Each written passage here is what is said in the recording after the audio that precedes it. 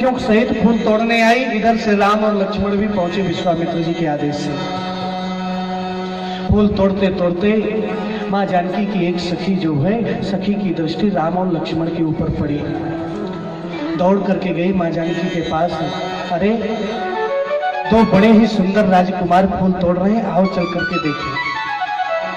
और आज देखने आए और आज मां सीता की दृष्टि राम जी पर पड़ी और राम जी की दृष्टि मां सीता के ऊपर पड़ी और एक तक एक दूसरे को देखते रहे। हाँ, लक्ष्मण जी ने जैसे इस दृश्य को देखा, लक्ष्मण जी ने भी सीता जी की तरफ देखा, यानी मन से ही बात हो गई हो। साक्षात नारायण के अवतार हैं भगवान राम और मां सीता साक्षात लक्ष्मी की स्वरूपा। आज फूल तोड़ करके इधर ये वापस आए। उधर मां जानकी फूल तोड़ करके कात्यायनी मंदिर गई। वहां जाकर के मां कात्यायनी की पूजा की और मां कात्यायनी की पूजन करने के बाद मां कात्यायनी से उनको आशीर्वाद भी प्राप्त हुआ। कैसे? जैसे मां कात्यायनी के सामने हाथ जोड़ करके प्रार्थना की, मां कात्यायनी देवी के हाथ से एक फूल गिर गया। फूल, मूर्ति से फूल गिरना शुभ माना जाता है। और इतना ही नहीं, बाम अंग फड़कन लगे। बाया अंग, मां जानकी के जो बाएं अंग है, बाई आंख, बाया हाथ, ये फड़कने लगे। कहते माताओं का बाया अंग फड़के तो शुभ, और भाई लोगों का अगर दाहिना फड़के तो शुभ। लेकिन कहीं अगर उल्टा फड़के माताओं का दाहिना तो अशुभ और भाई लोगों का अगर बाया तो अशुभ।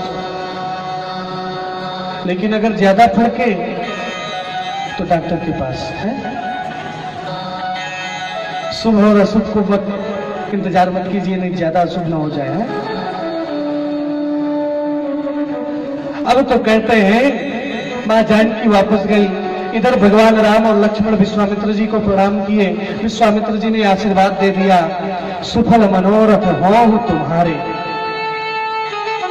यहां पर एक व्यक्ति ने शंका कर दिया, बोले महाराज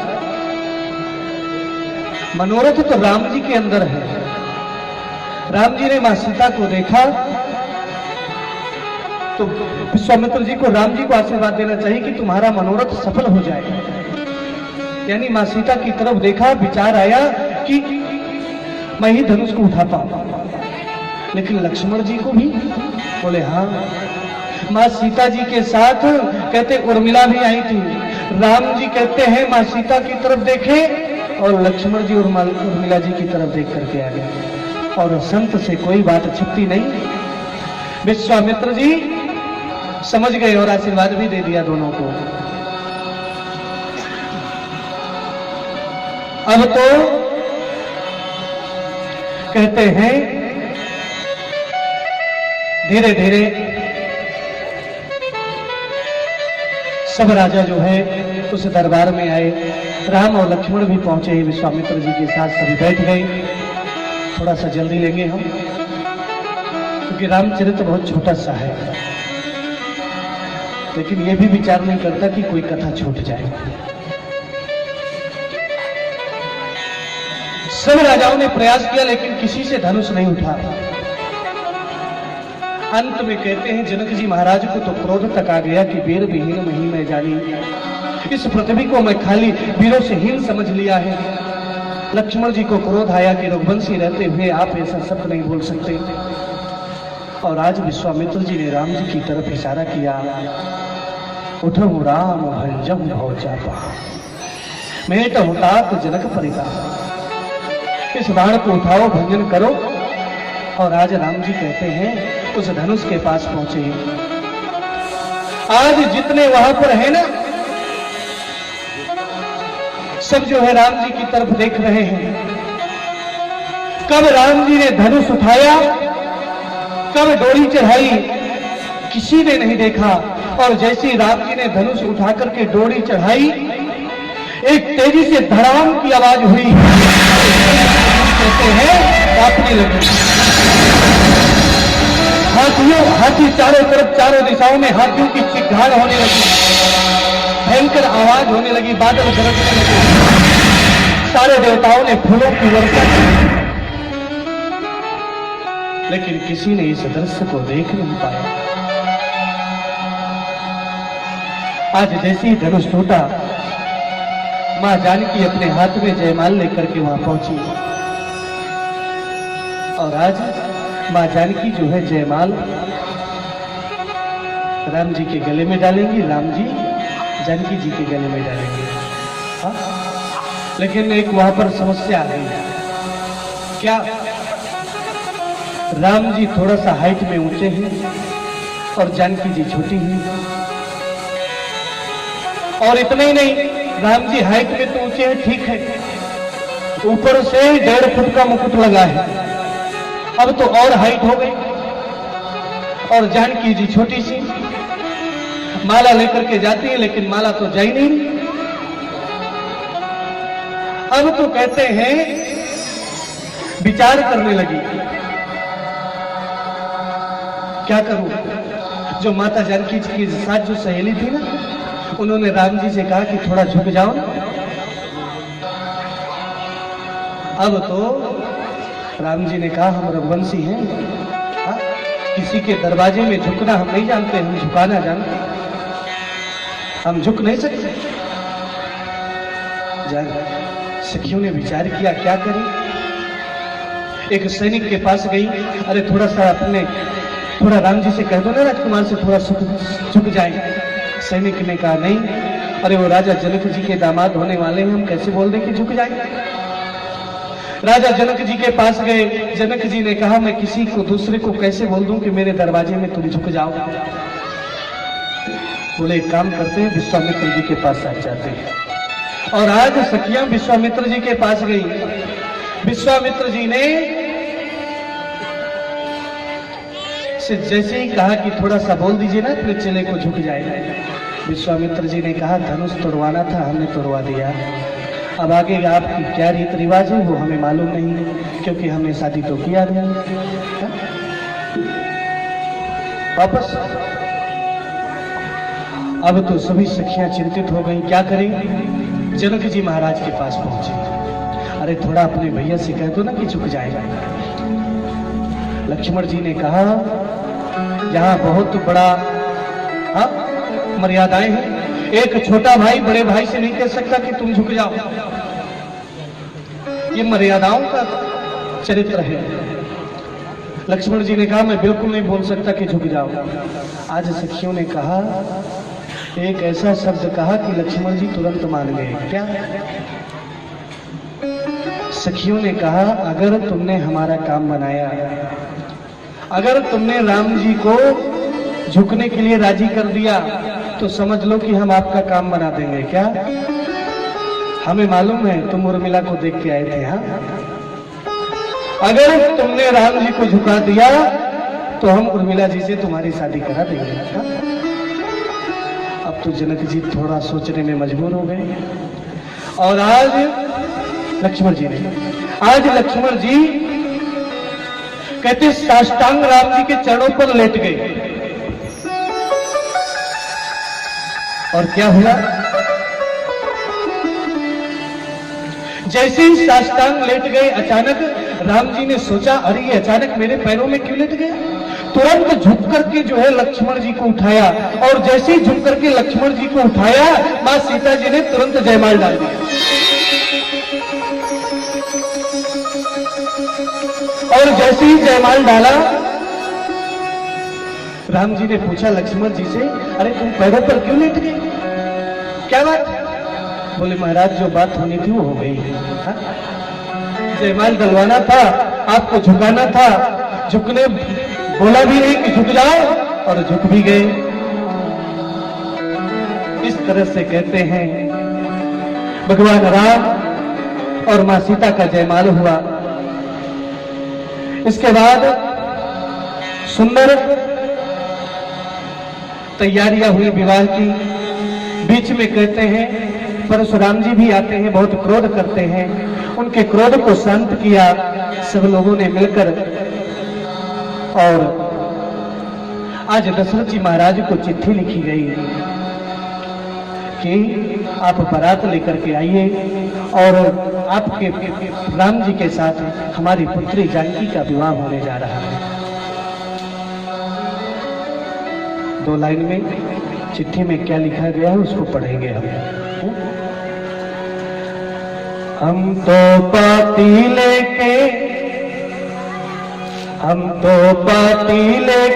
आवत वाही पार से राजा जनक दरबार से हम तो पाती लेके आवत वाही पार से राजा जनक दरबार से हम तो पाती लेके आवत वाही पार से राजा जनक दरबार से हम तो पाती लेके आवत वाही पार से राजा जनक दरबार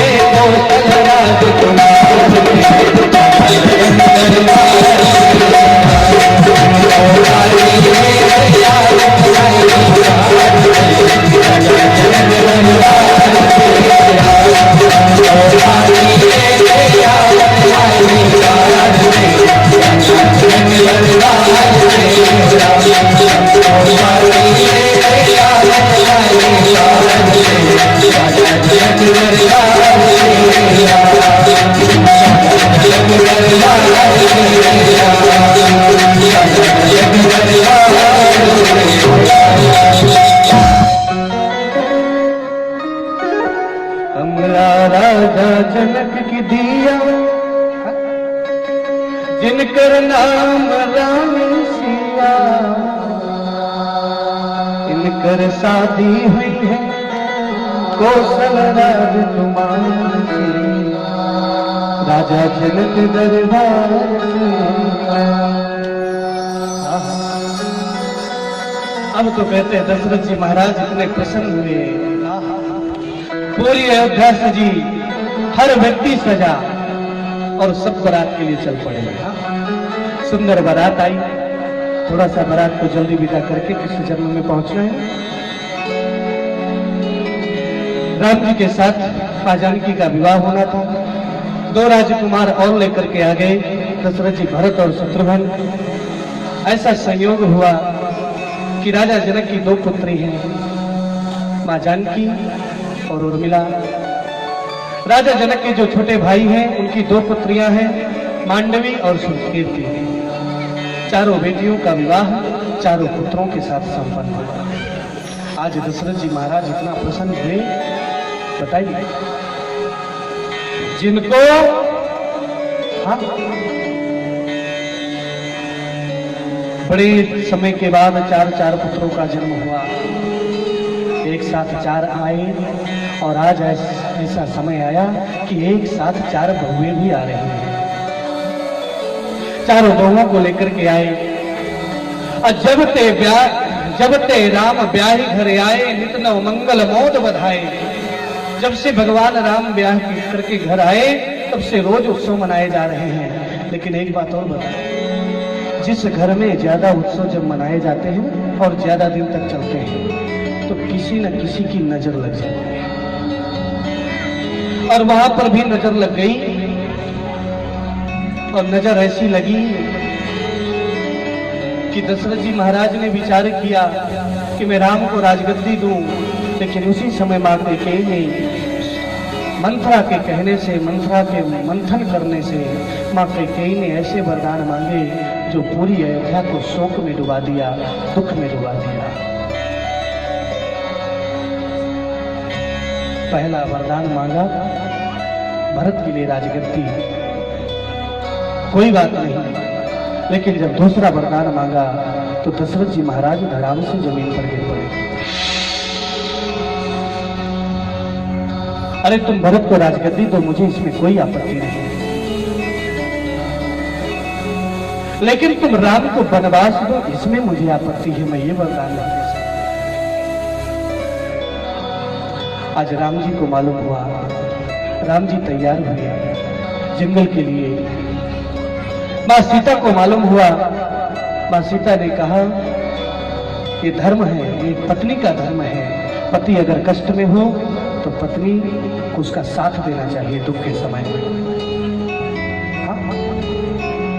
यद्यपि भगवान राम ने बहुत समझाया, तुम सास ससुर की सेवा करो यहाँ पर, बोले बाकी मेरी बहनें हैं वो सेवा करेंगी, लेकिन मुझे आपके साथ जाना है। ये इस भारतवर्ष की स्त्री का धर्म है। लक्ष्मण जी महाराज को जब मालूम हुआ, उन्होंने भी तुरंत तैयार हुए। राम जी ने कहा तुम्हें पहले आज्ञा लेना होगा। किससे? दो लोगों से, एक अपनी मां से और एक अपनी पत्नी से। हाँ, मां सुमित्रा के शब्दों को सुनो। जैसे ही लक्ष्मण जी महाराज मां सुमित्रा के पास गए, राम वनवास जा रहे हैं, मैं क्या करूं? मां सुमित्रा ने कहा अगर राम वनवास जा रहे हैं तो तुम यहां क्या कर रहे हो? एक सौतेली मां के बेटे के साथ अपने बेटे को नहीं मिल सकती दुख में। हाँ? लेकिन राम वंश में, रामचरित्र में ऐसा कुछ भी नहीं था। उर्मिला के पास लक्ष्मण जी महाराज ने गए। उर्मिला के चरित्र का तो हम वर्णन ही नहीं कर सकते। उर्मिला,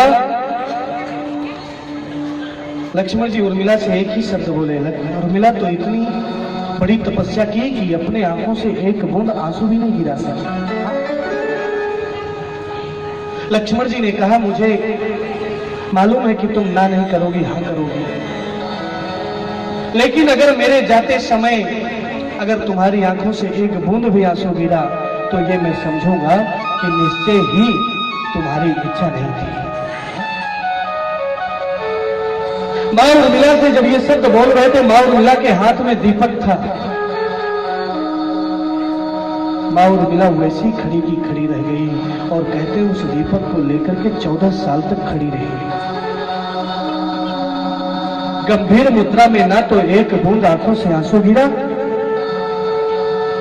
और ना ही उस स्थान से हिली, न कुछ खाया, न पिया, न सोया, कुछ नहीं। इस रामचरित्र में अगर सबसे बड़ी तपस्या किसी ने की है तो उर्मिला ने की है। तुलसीदास जी ने शुरू में ही स्पष्ट लिख दिया था कि अगर मैं कहीं उर्मिला जी का चरित्र, जनक महाराज के परिवार का चरित्र अगर कहूंगा ना, तो ये जो रामचरित्र है ना, ये रामचरित्र फीका पड़ जाएगा। हाँ? आज माता उर्मिला का ऐसा चरित्र है। लक्ष्मण जी, राम जी और मां सीता तीनों जो है जंगल की तरफ चल दिए हैं।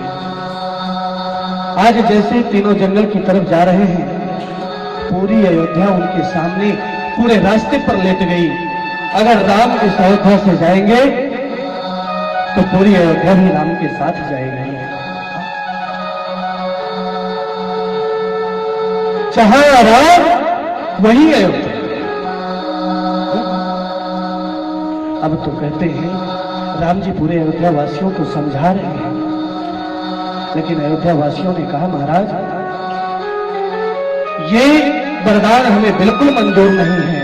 जहां आप रहेंगे वही हम रहेंगे।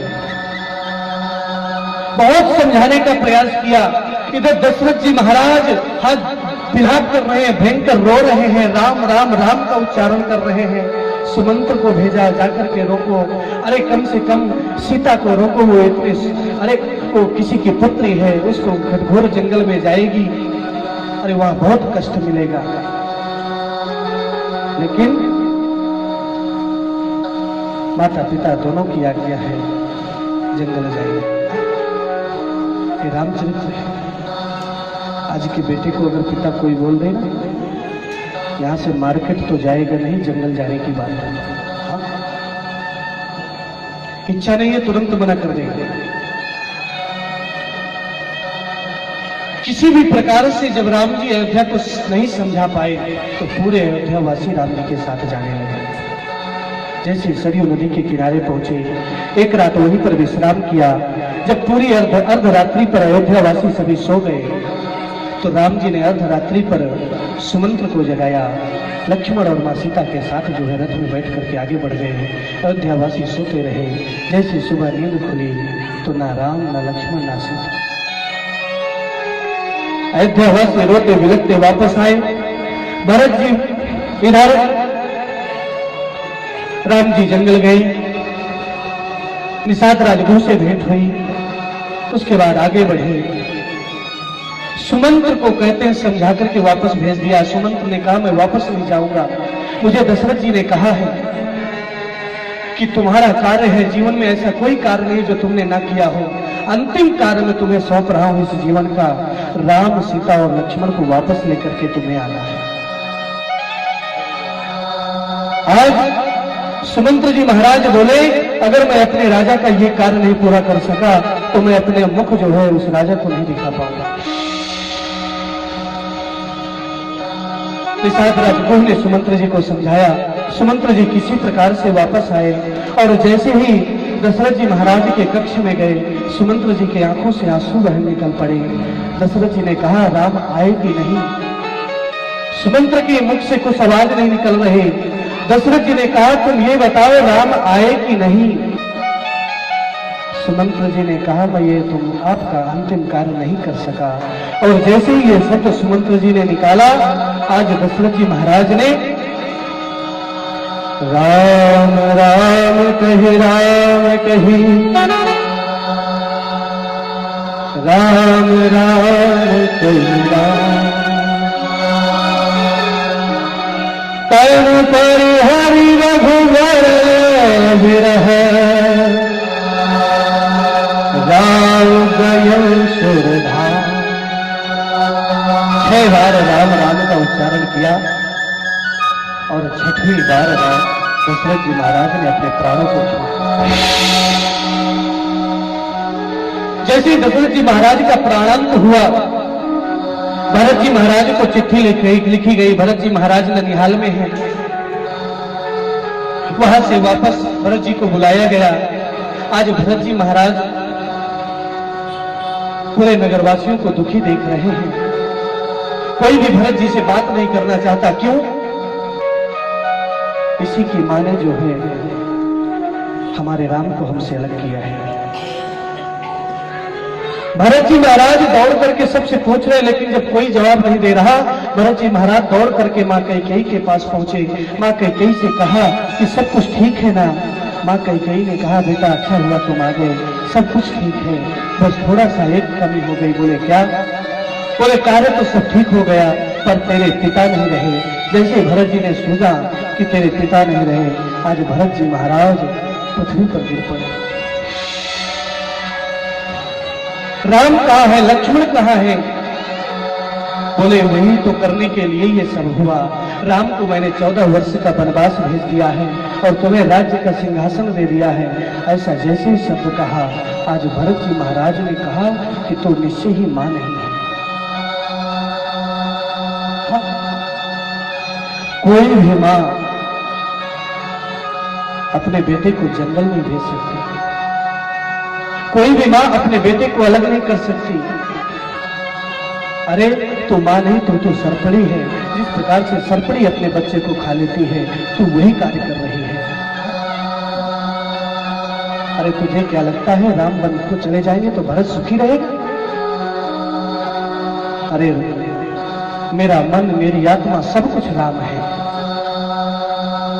और निश्चय ही अगर तूने ऐसा कार्य किया है तो तू मां की हकदार नहीं है। आज के बाद मैं तुझे जीवन मां शब्द नहीं कहूंगा। आज तो मां नहीं। दौड़ करके कहते हैं, मां कौशल्या के पास गए भरत जी महाराज। मां कौशल्या के चरणों पर गिर पड़े, मेरा कोई अपराध नहीं था। अरे सब पूरे नगरवासी सोच रहे होंगे कि भरत की मां ने उनको जंगल भेजा है, भरत की मां ने जंगल भेजा है।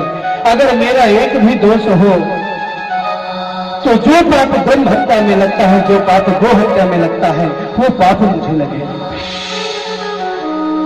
आज मां कौशल्या भरत जी के ऊपर हाथ फेर रही है। अरे बेटा, जो व्यक्ति भरत को दोषी कहेगा वो भरत को पहचानता ही नहीं होगा। क्यों? भरत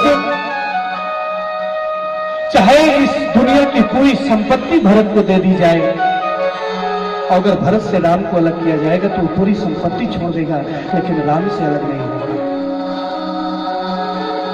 ये रामचरित्र में भ्रातृ प्रेम था। लेकिन आज बिल्कुल उल्टा है। आज एक भाई दूसरे भाई से एक छोटे से जगह के लिए, एक छोटी सी बात के लिए कोर्ट में खड़ा रहता है। एक कटघरे में दूसरा भाई और एक कटघरे में दूसरा भाई, और एक दूसरे के खिलाफ शब्दों का प्रयोग करते हैं। अब शब्दों का प्रयोग करते हैं, कुछ लेकर के जाओगे? अरे एक भाई भूखा रहेगा और तुम्हारा पेट भरा रहेगा तो क्या तुम बहुत बड़ा धर्म कर रहे हो? आज भरत जी महाराज ने कहा कि अगर मेरे अंदर राम के प्रति प्रेम होगा तो मैं राम को वापस लेकर के आऊंगा। पूरे अयोध्यावासियों को लेकर के चित्रकूट पहुंचते हैं। बहुत प्रयास किया लेकिन राम जी वापस नहीं आए। राम जी की खड़ाऊ लेकर के वापस आए, खड़ाऊ को रखा, राज्य किया। उधर राम जी ने 12 वर्ष तक चित्रकूट में रहे। चित्रकूट में रहने के बाद जो उनका कार्य है, उधर से दक्षिण की तरफ गए। दक्षिण की तरफ आते आते संतों से मिले, संतों की दशाओं को देखा, प्रण किया, निश्चरहीन करो मही भुज ढाई प्रण कीन, और प्रण करके जो है आगे बढ़े। पंचवटी में पहुंचे, वहां पर आश्रम बना करके रहने लगे। वहीं पर कहते हैं एक देवी से भेंट हुई जिसका नाम है सूपनखा। सूपनखा का एक ही कार्य है। सूपनखा आकाश मंडल से जा रही थी, देखा अरे बड़े सुंदर राजकुमार हैं, राम के स्वरूप को देखा, मोहित हो गई। क्या करूं, विवाह करूं? हा? लेकिन मेरा स्वरूप सुंदर नहीं है तो यह विवाह कैसे करेंगे? तो एक सुंदर स्वरूप धारण कर लिया सूपनखा ने, और सुंदर स्वरूप धारण करके थोड़ा सा जल्दी जल्दी हम चलेंगे, अभी जन्म मनाना है, जन्मोत्सव। राम जी के पास पहुंचे और राम जी से कहा, तुम सम पुरुष नमो सम नारी, तुम सम पुरुष नमो सम नारी, तुम सम पुरुष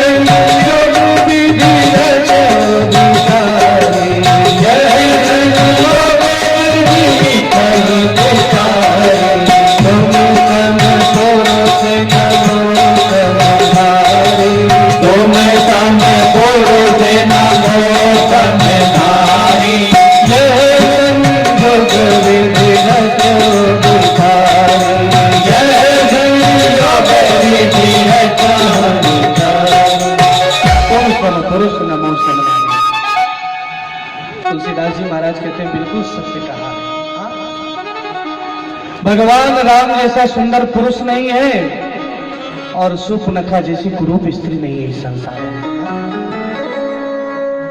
लेकिन एक बात और, भगवान राम जैसा विनम्र सुशील आज्ञाकारी कोई पुरुष नहीं है और सुपनखा जैसी बुरे विचार वाली स्त्री इस संसार में नहीं है। ये बात तो बिल्कुल सत्य थी सुपनखा की। हाँ, तुम सम पुरुष न मौसम नारी। यह संयोग बोले बिल्कुल सत्य है। इसी संयोग से तो रावण का उद्धार होगा। आज सुपनखा राम जी से कही मैं विवाह करना चाहती हूँ। बोले विवाह करना चाहती हो तो तुम्हारे माता पिता ने तुम्हें ही जिम्मेदारी दी है क्या कि स्वयं अपने लिए खोज करो। बोले क्या करूं, मेरा जो रावण है ना भाई वो चाहता नहीं, इसलिए क्या करूं मैं स्वयं खोज रही हूं। और बहुत मेरे पास बहुत राजकुमार आए और सब बोल रहे हैं मुझसे विवाह करो मुझसे, लेकिन मैं किसी से नहीं, मैं तो आपसे ही करूंगी। हाँ, आप ही मेरे लायक हैं। राम जी ने कहा बात तो बिल्कुल सही है पर थोड़ा सा आप विलंब हो गए। क्यों? क्योंकि मेरा विवाह हो गया है सीता जी के साथ। एक काम करो, वो जो लक्ष्मण है छोटा भाई, आज राम जी ने भी उसको झूठ नहीं बोल सकते, यानी मजाक किया। क्या? बोले उसका विवाह नहीं हुआ, जाकर के उससे विवाह कर लो। बल्कि राम जी को मालूम है कि उर्मिला जी के साथ विवाह हो चुका है।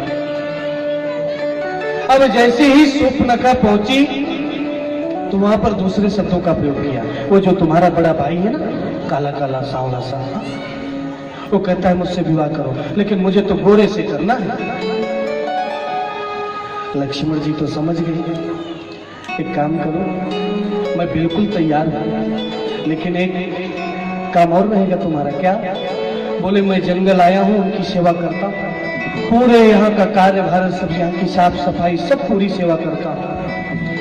और हमारे में मर्यादा बहुत है, मैं छोटा हूं इसलिए सेवा करता हूं। मेरे साथ तुम्हारा विवाह हो जाएगा तो पत्नी के रहते फिर पति सेवा नहीं, फिर तुम्हें ही सब काम करना पड़ेगा। मैं दास हूं, अगर दासी बनने को तैयार हो तो चलो। बोले नहीं, मैं दासी तो नहीं बनूंगी। तो बोले जाओ उनके पास। अरे जाओ, अयोध्या के राजा हैं। यानी इशारा कर दिया, जब अयोध्या के राजा दशरथ 3 कर सकते हैं तो क्या राम 2 नहीं कर सकते है?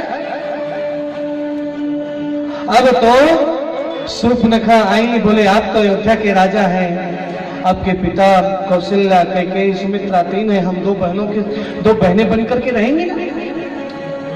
राम जी ने कहा नहीं कर सकते हैं। तो वही राम जी उधर भेज रहे, लक्ष्मण जी इधर भेज रहे। सुपनखा ने विचार किया ये जो बैठी है ना सीता, इसी के कारण ये सब हो रहा है। अगर ये न रहे तो राम उससे विवाह कर लेंगे। भयंकर रूप धारण किया, मैं सीता को ही खा लेती हूँ। और जैसे ही खाने के लिए बढ़ी, राम जी ने लक्ष्मण जी की तरफ इशारा कर दिया। लक्ष्मण जी ने तलवार से नाक काट, अब उस स्वरूप को लेकर के गई। उस स्वरूप को लेकर के पहले खरदूषण के पास पहुंची, 14,000 सेना को लेकर के आए, उनका उद्धार हुआ। इसके बाद रावण के पास पहुंची, रावण ने मां सीता का हरण किया। मां सीता के खोज में जटायु का उद्धार किया। थोड़ा सा जल्दी बढ़ेंगे हम।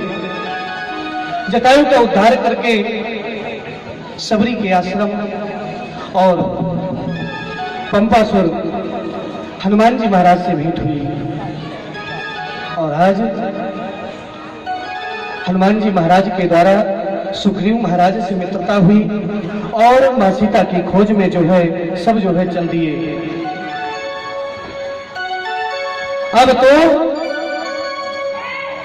समुद्र के किनारे पहुंचे, दक्षिण की तरफ खोजते खोजते लंकापुरी पहुंचे। वहां पर हनुमान जी ने जो है लंका पहुंचे, लंका का दहन किया, वापस आए, सेतु का निर्माण हुआ, राम जी पहुंचे और रावण से बड़ा भयंकर युद्ध होता है और भगवान राम रावण का उद्धार करते हैं। बोलिए रामचंद्र भगवान की जय। युद्ध तो कई साल हुआ, लेकिन हम 1 मिनट में युद्ध इसलिए करा दिए क्योंकि आगे जन्मोत्सव मनाना है। अब तो युद्ध संपन्न हुआ, माँ जानकी को वहां से लेकर के पुष्पक विमान पर अयोध्या आए। आज अयोध्या में जो है चारों तरफ दिए जलाए गए, उनका स्वागत हुआ और ऐसा रामचरित्र जो है सूत जी महाराज ने संपन्न किया।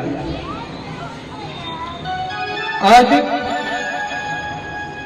इससे हमें शिक्षा क्या मिलती है, ये हम सब लोग श्रवण करेंगे। शिक्षा दे रही जी हमको, शिक्षा दे रही जी हमको रामायण शिक्षा दे रही जी हमको रामायण रामायण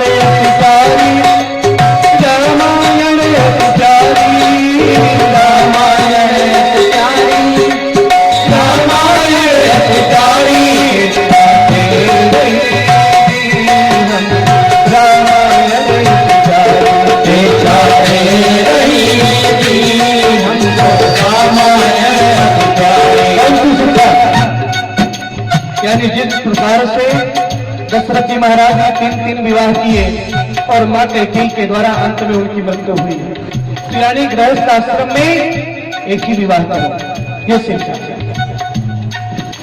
गृहस्थ आश्रम में रहकर प्यार मत करो बहुभागी, गृहस्थ आश्रम में रहकर प्यार मत करो बहुभागी, गृहस्थ आश्रम में रहकर प्यार मत करो बहुभागी, गृहस्थ आश्रम में रहकर प्यार मत करो बहुभागी।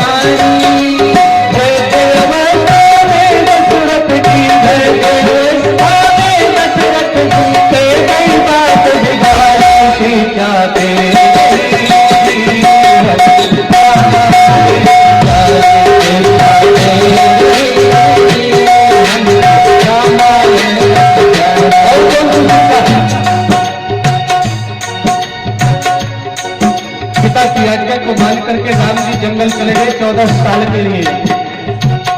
आजकल एक बेटा है लेकिन पिता से अलग रह रहा है, पिता के साथ नहीं रह सकता।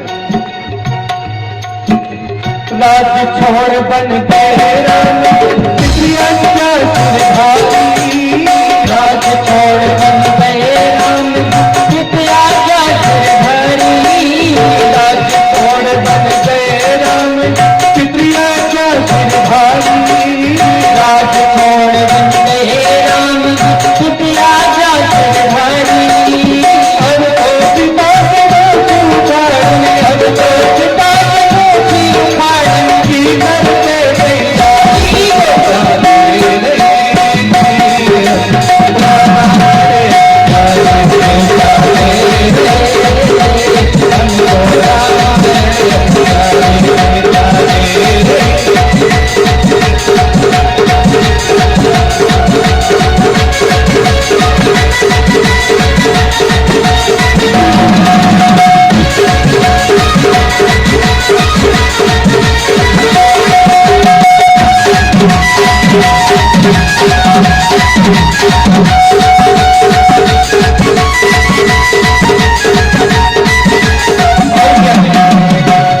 आजकल अगर तकलीफ पड़े ना, अगर पति तकलीफ में है, दिक्कत आ गई तो समझ लो कि पत्नी सोचती है कि इस तकलीफ में नहीं रहूंगी, तुरंत तलाक हो जाता है। हाँ, लेकिन मां जानकी राजमहल के सुखों को छोड़ करके जंगल में चली गई। रंग महल के दिन सुखों जिसने ठोकर मारी, रंग महल के दिन सुखों जिसने ठोकर मारी, रंग महल के दिन सुखों जिसने ठोकर मारी, रंग महल के दिन सुखों जिसने ठोकर मारी। बन में रही पति के संग में, बन में रही पति के संग में, बन में रही पति के संग में, बन में रही पति के संग में।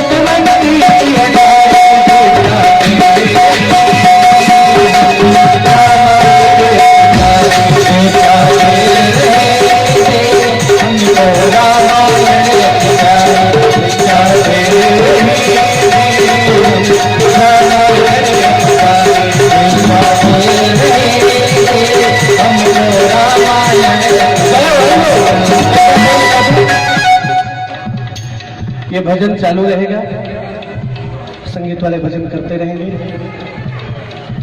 इसी बीच में 2 मिनट का समय हमारा जो मुख्य यजमान है श्री केशव तिवारी जी, उनकी जो सिस्टर है वो आज यहाँ पर कृष्ण जन्मोत्सव के समय में हमारे द्वारा गुरु मंत्र प्राप्त कर रहे हैं और इस व्यासपीठ से हम उनको गुरु मंत्र देंगे और सभी लोग भजन का आनंद लेते रहेंगे। भागवत पीठ के समय इस पावन पवित्र पुराण के समय जो मंत्र दीक्षा दी जाती है उस मंत्र दीक्षा का करोड़ गुना फल है। तो सभी लोग इस दीक्षा का केवल दर्शन करेंगे और सुंदर भजन का आनंद लेते रहेंगे।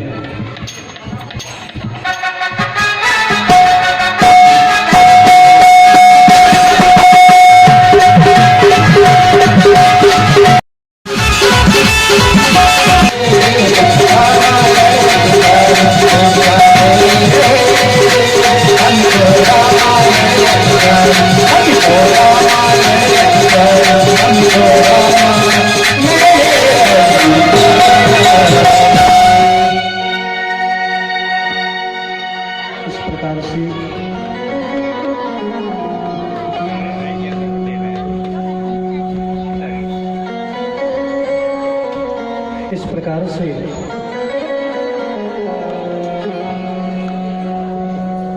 सुखदेव जी महाराज रामचरित्र को संपन्न किया।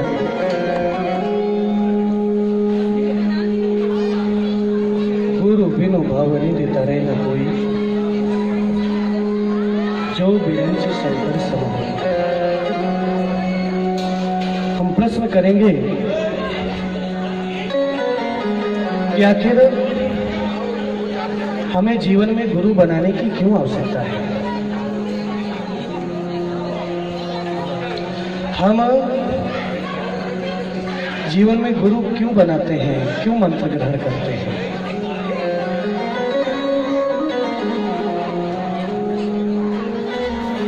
देखिए, मंत्र बहुत है, हम किसी भी मंत्र का जप कर सकते हैं, लेकिन जो हमें ब्राह्मण मुख और गुरु मुख से जो मंत्र मिलता है उस मंत्र पर शक्ति सबसे अधिक होती है। उसका कारण गुरु के प्रति आस्था और श्रद्धा। एक मन में आस्था होती है कि यह मंत्र हमें गुरु के द्वारा प्राप्त हुआ है। उस आस्था के कारण उस मंत्र की महत्ता बढ़ जाती है। प्लस एक नियम बन जाता है कि कम से कम दिन में हम 1 बार, 2 बार, 5 बार, 11 बार उस गुरु मंत्र का उच्चारण करेंगे। चाहे सुबह करें, सोते समय करें, कभी भी करें, गुरु मंत्र का हमें उच्चारण करना चाहिए। इसके अलावा प्रातः काल जिस प्रकार से माता पिता देवताओं को प्रणाम करने का विधान है, उसी प्रकार से माता पिता गुरु और देवताओं तीनों को प्रणाम करना चाहिए। गुरु ही प्रणाम मन ही मन की। इसके अतिरिक्त जीवन में 3 संस्कार बहुत महत्वपूर्ण कहे गए हैं। जब व्यक्ति का जन्म होता है, इस संसार को प्राप्त करता है, इस संसार में आता है। दूसरा एक विवाह संस्कार, एक दाम्पत्य जीवन की शुरुआत करता है। और तीसरा मंत्र दीक्षित होना, यानी उस मंत्र को प्राप्त करके परमार्थ के लिए बनाना, कि हम उस मंत्र का जप करेंगे, वही मंत्र हमारे साथ यहाँ से जाता है और जितनी बार उस मंत्र को जप करते हैं उसी का पुण्य प्रताप हमारे साथ जाता है, वही काम आता है। इसलिए तीनों संस्कारों में अगर सबसे श्रेष्ठ कहा गया है तो मंत्र दीक्षित होना। हमारे जीवन में हम कोई भी पुण्य कार्य करते हैं, यहाँ तक कि कन्यादान का कार्य करते हैं, जब तक हम मंत्र प्राप्त नहीं करते तब तक हमें उस कार्य का पूर्ण फल नहीं प्राप्त। ध्रुव जी महाराज को नारद जी ने मंत्र दिया, ओम नमो भगवते वासुदेवाय, भगवान की प्राप्ति हुई। प्रहलाद जी को नारद जी मंत्र दिया,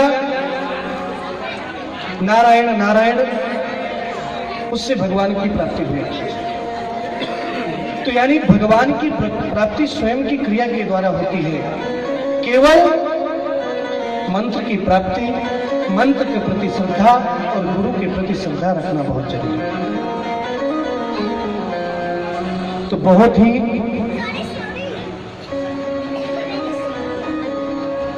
एक गुरु मंत्र भी हम लेते हैं तो एक अच्छे दिन, अच्छे मुहूर्त, अच्छे समय में लेते हैं। और इन्होंने विचार किया कि इससे अच्छा समय हमें बाद में मिलता है कि नहीं। इतने मंडलों का पूजन हो रहा, भागवत महापुराण हो रहे हैं, यहाँ पर सारे तीर्थों का वास है, तो क्यों आज जन्मोत्सव के दिन ही हम मंत्र लें। भगवान की विशेष कृपा इन पर रहे। आज राम सूर्यवंश की कथा पूर्ण करके चंद्रवंश पर प्रवेश करते हैं और बहुत शीघ्र हम चंद्रवंश में प्रवेश करेंगे। अथातः श्रूयतां राजन् वंशः सोमस्य पावनः।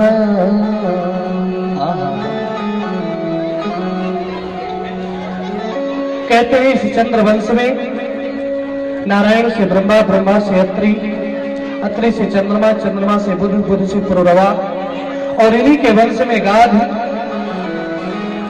ययाति, और ययाति के वंश में ही दुष्यंत और भरत जी, और इन्हीं के वंश में यदु से देवमीर, देवमीर से सूरसेन, और सूरसेन से वसुदेव, और वसुदेव के पुत्र भगवान कृष्ण। भगवान कृष्ण मां देवकी के गर्भ में आए, इस संसार में आकर के इस धरती का भार हल्का किया, मां रुक्मिणी के साथ विवाह हुआ और संपूर्ण गीता का ज्ञान अर्जुन को दे करके अपने धाम को चले गए। इस तरह से श्रीमद् भागवत महापुराण 9वें स्कंध में पूर्ण हो गई। पूरी श्रीमद् भागवत महापुराण की कथा सुना दी। आज परीक्षित जी महाराज सुखदेव जी से पूछते हैं, महाराज जिनकी कथा सुनने के लिए मैं बैठा हूं उनकी इतनी छोटी कथा संपन्न हो गई? बोले हाँ। बोले नहीं, मैं वो सुनना चाहता हूं कि जिसने मेरे पिता, मेरी रक्षा गर्भ में की, मेरे जो पिता हैं अर्जुन, युधिष्ठिर, अभिमन्यु, जो मेरे पिता, जो मेरे दादा युधिष्ठिर, अर्जुन, भीम, इन सबकी रक्षा जिसने की, मेरे पूरे परिवार की रक्षा की, उनकी कथा इतनी छोटी, मैं उनकी विस्तृत कथा सुनना चाहता हूं। और आज उनकी विस्तृत कथा जो है सुखदेव जी महाराज परीक्षित जी को सुना रहे हैं। वसुदेव गृहे साक्षात् भगवान पुरुषः परः। मथुरा के राजा अग्रसेन कहते उनके पुत्र कंस हुए। कंस इतना अत्याचारी राजा हुआ, इतना अत्याचारी कि अपने पिता को जेल में डाल दिया और स्वयं राज्य करने लगा। जितनी प्रजा है सबको भगवान की पूजा बंद करा दिया। आज से मैं ही सबका भगवान हूं, मेरी पूजा करो। इतना अधर्म किया कि पूरे अधर्म को जो है इस पृथ्वी को अधर्म से ढक दिया। लेकिन कहते हैं एक उनकी सौतेली बहन है जिनका नाम है देवकी। कंस देवकी से बहुत प्रेम करता है। उसने विचार किया कि मैं स्वयं देवकी का विवाह अपने मित्र वसुदेव के साथ करूंगा, और देवकी का विवाह वसुदेव की जी के साथ किया, और स्वयं रथ में बिठा करके कि मैं स्वयं छोड़ने जाऊंगा, सारथी कंस सारथी बनकर के जो है वसुदेव देवकी को छोड़ने के लिए चल दिया। जैसे ही चला एक आकाशवाणी होती है, अरे कंस, जिस बहन का विवाह तो इतना धूमधाम से कर रहा है, जिस बहन का सारथी तो स्वयं बना है, इसी बहन की 8वीं संतान, इस देवकी की 8वीं संतान तुम्हारी काल होगी, तुम्हारे मृत्यु का कारण होगी।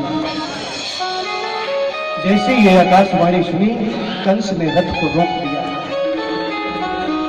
5 मिनट तो खड़ा रहा, क्या करूं, तलवार निकाली, न रहे बांस न बजे बांसुरी। मैं देवकी को ही मार दूंगा तो देवकी ही नहीं रहेगी तो संतान कहां से आएगी। वसुदेव जी ने तुरंत तलवार को पकड़ लिया, क्योंकि पत्नी की रक्षा करना पति का कर्तव्य है। हाँ? तुरंत तलवार को पकड़ लिया। ये क्या कर रहे हो? इतने बड़े प्रतापी बलशाली राजा होकर के अगर कोई कहे कि ये बहन का हत्यारा है तो तुम्हें कैसा लगेगा? अरे बोले, इसके गर्भ से जन्म लेने वाले बेटा मेरा काल होगा, मैं इसे नहीं छोड़ूंगा। बोले तुम इसको छोड़ दो। अरे जहां तुम मरने की बात करते हो, मृत्यु जन्म वताम मेरा देहेन सह जाए थे। जब व्यक्ति का जन्म होता है तो उसी के साथ मृत्यु का भी जन्म होता है। इस संसार में जो जन्म लिया है उसको मरना जरूर पड़ेगा, ये यथार्थ सत्य है। सभी लोग पूर्ण शांति के साथ बैठे रहेंगे,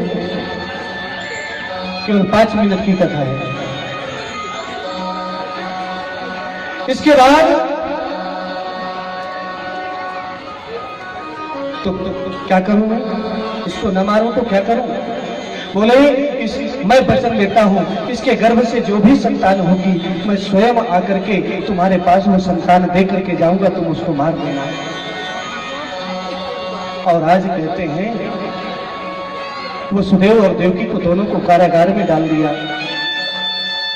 पहली संतान होती है कीर्तिमंतम प्रथमजम कंसायान कुदुंदुभिः अर्पयामास कृच्छेणा सोमतातति विह्वलः। आज मां देवकी के गर्भ से पहली संतान का जन्म हुआ। वसुदेव जी ने देवकी से छीन लिया। देवकी विलाप कर रही है, और आज वसुदेव जी लेकर के जो है कंस के पास गए, ये लो पहली संतान।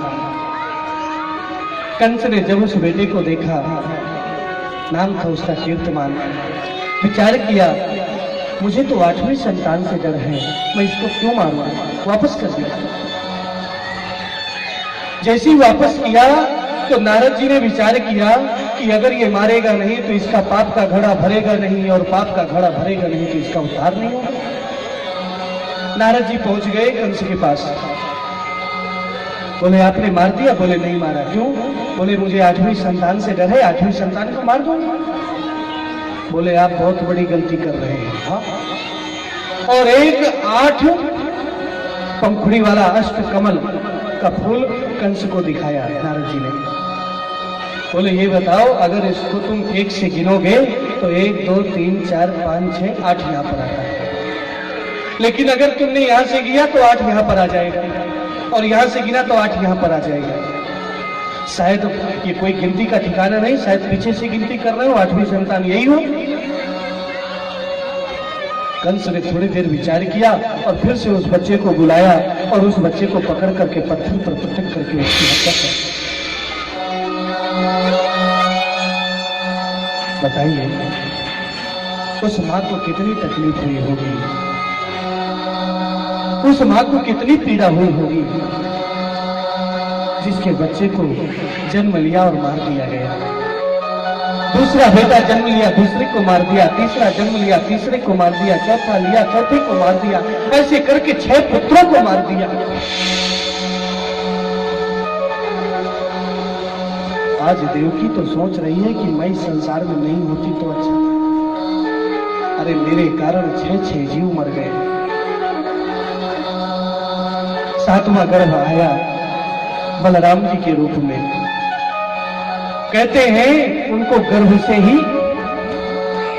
मां रोहरी के गर्भ में भेज दिया गया। वाह, मां रोहरी के गर्भ से जो है, मां रोहरी भी जो है वो सुदेव की पत्नी है। उनके बलराम जी हुए और धीरे धीरे वो समय आया जिस समय का हमें इंतजार है।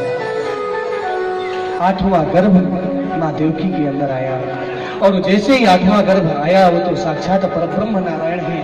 पूरा जो है कारागृह जो है जगमगा गया, अलग क्रांति आ गई, अलग तेज आ गया। मां देवकी वसुदेव के अंदर तेज आ गया और धीरे धीरे गर्भ बढ़ने लगा। सारे देवी देवता इंतजार कर रहे हैं कब भगवान का जन्म हो और ये कंस से हमारा उद्धार मिले। जैसे ही देवी देवताओं को मालूम हुआ भगवान गर्भ में आए हैं, आज कहते हैं गर्भ स्तुति की।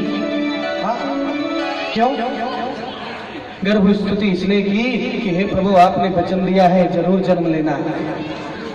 तो देवताओं ने गर्भ स्तुति की है ना, हम भी थोड़ा सा स्तुति करेंगे, उनका स्वागत करेंगे बड़े प्रेम से हमारे साथ। स्वागतम कृष्ण सुस्वागतम कृष्ण स्वागतम